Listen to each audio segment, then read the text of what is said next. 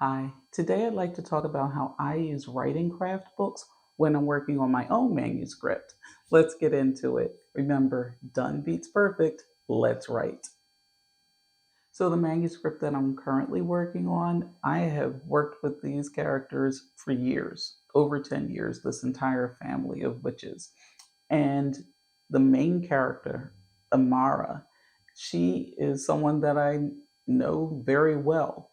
But when I was working on my manuscript not too long ago, I was on up to, I think, chapter 6.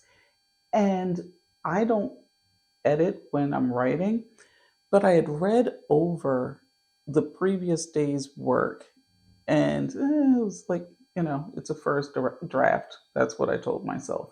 Then I read back another chapter, and it wasn't, there was something about it that just wasn't working for me as a reader. And so I was talking to one of my writing buddies about it. And I said, she feels flat. I don't know what it is. Amara feels flat in these chapters. I wonder what's going on.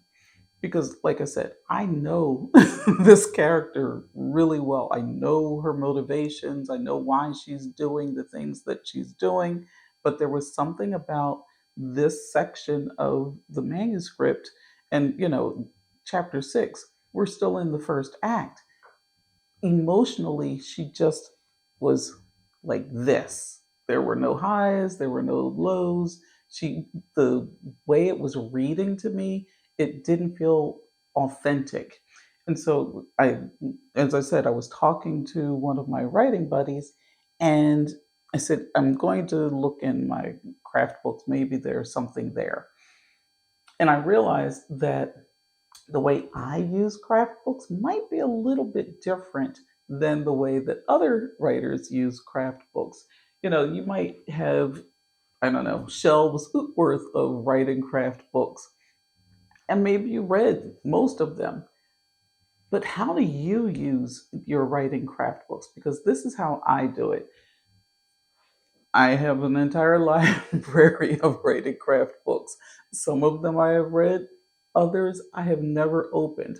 But I like having them because of the way that I use writing craft books. Sometimes I will read a writing craft book, from cover to cover. But that's not the way that is most effective for me. And maybe this technique might work for you too. When I am dealing with a particular section of my manuscript, I'll look to a writing craft book that I own that might help. So it turned out that I had a book that on my Kindle that I had never read, but I thought it might help for what I was dealing with in my manuscript right now, and it was The Emotional Craft of Fiction by Donald Moss. And like I said, I have it on my Kindle. Um, I don't think I have a hard copy of this book.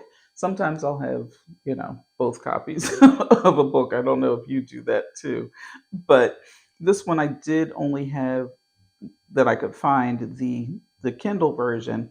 And so I was looking over it and I was like, yeah, this might help with what I'm dealing with Amara, because again, she felt flat on the page.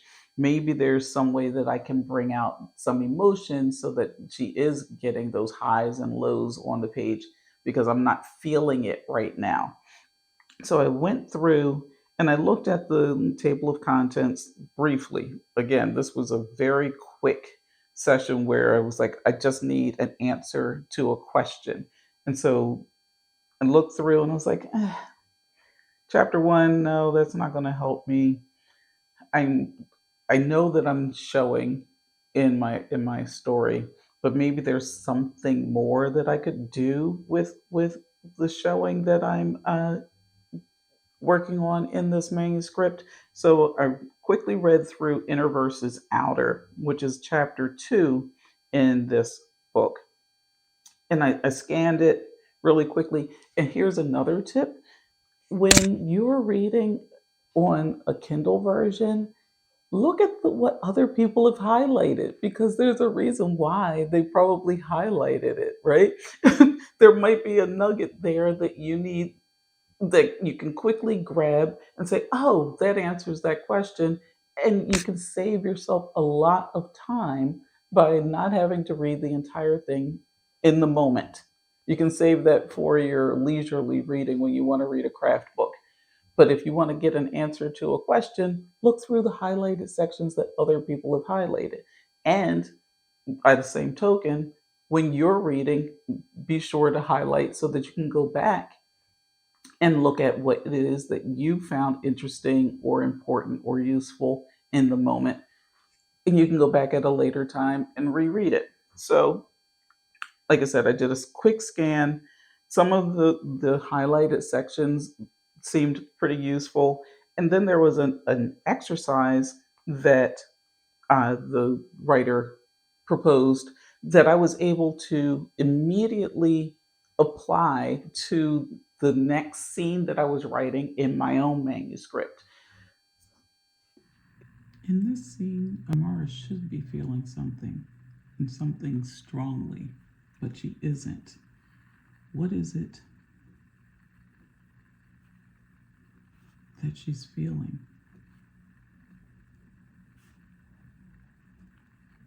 Anger? Frustration?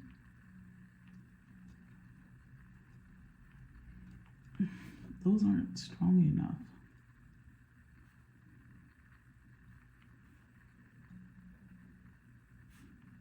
Especially frustration.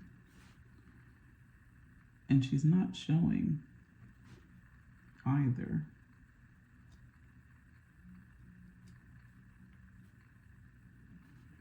So, what is happening? When she's talking to Carrie,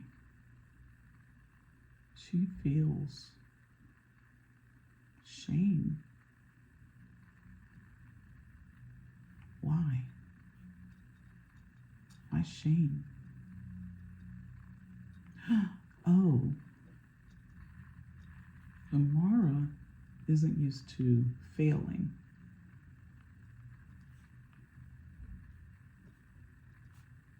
She succeeds at everything.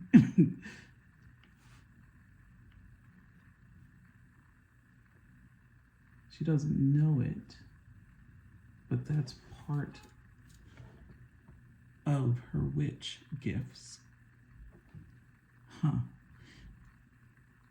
So when she fails at the spell, she feels shame, but she's not showing shame. So the internal is very different from the external. Is she seeing anything different in the actual scene that Carrie isn't? I don't think so. Does she think that it's wrong to fail? What's at the core of this? This is something to explore later, but I can work with shame, because what else happens? What happens in the body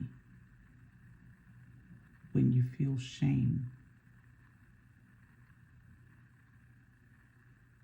With Amara, she probably begins to do something around her air gifts. Let's think about that. It worked. I was able to dig deep into what it was that Amara should be feeling, and I was able to show her outer expression, which was very different from what she was feeling internally. And so, just by looking at that quick exercise and applying it to the manuscript that I was working on right then and there, I was able to pull myself in as a reader, because now I felt something from this character. And so, just like that, it can happen that fast if you just apply what you're working on from the book that you're reading immediately to your current project. Can you do this all of the time? Short answer, yes. You do not have to read a writing craft book from cover to cover. It's not leisure reading. This is working on techniques. You can skip around. You can go into the middle chapter, of the book, and grab what you need, apply it, and move on about your day. It really does help to use it as a tool rather than as a textbook, I've found. So next time you're thinking about, how you want to explore different emotions or how your character is behaving or even setting and description, look at your writing craft bookshelf. Look to see where you might be able to just quickly grab something, scan the chapter really quickly, and immediately apply it to your current work. I think that if you try this, you'll be surprised by how useful those craft books can be. And if you found this helpful, let me know in the comments. I'd love to hear which craft book you have used in this way, or if you plan to use a craft book that you have in this way, let me know. Also, if there's a craft book that you'd like to see me feature in the future, I probably have it. Let me know. And if you want to, you could actually let me know if there's a way that you want to use that craft book that you can't quite figure out how it might be useful to your current manuscript. Let me know in the comments. I'll be sure to reply and respond. And again, done beats perfect. Let's write. See you next time.